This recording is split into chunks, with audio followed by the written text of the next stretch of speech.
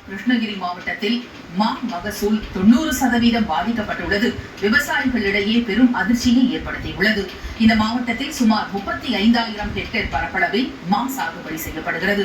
கடந்த 6 மாதங்களாக போதிய மழை பெய்யாத நிலையில் மார்ச் மாத தொடக்கத்தில் இருந்தே வெயிலின் தாக்கமும் அதிகரிக்க தொடங்கியது. கிருஷ்ணகிரி மாவட்டத்தில் மழையின்றி வெப்பத்தின் தாக்கம் அதிகரித்து நீர்நிலைகளிலும் ஆழ்துளை கிணறுகளிலும் நீர்மட்டம் குறைந்து வருகிறது.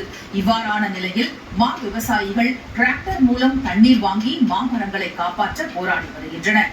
தற்போது மகசூல் பாதிக்கப்பட்டுள்ள நிலையில் மாங்கோல் தொழிற்சாலைகள் கொள்முதல் செய்யும் மாங்காய்களுக்கு கிலோ ஒன்றுக்கு 50 ரூபாய் ஆரம்ப விலையாக நிர்ணயம் செய்திட அரசு முன்வர வேண்டும் என கோரிக்கை எழுந்துள்ளது. அரசாங்கம் பேரிடரை கருதி ஒரு ஏக்கருக்கு எங்களுக்கு 20,000 ரூபாய் கொடுத்தா மரத்தை நாங்கள் தக்க வச்சுக்க முடியும். கடந்த ஒரு 3 வருஷமா நாங்கள் இழப்பை கேட்டு மாவுக்கு சரியான விலை கிடையாது. அதுக்கு ஒரு ஆதார விலையானது எங்களுக்கு பிக்ஸ் பண்ணோம்.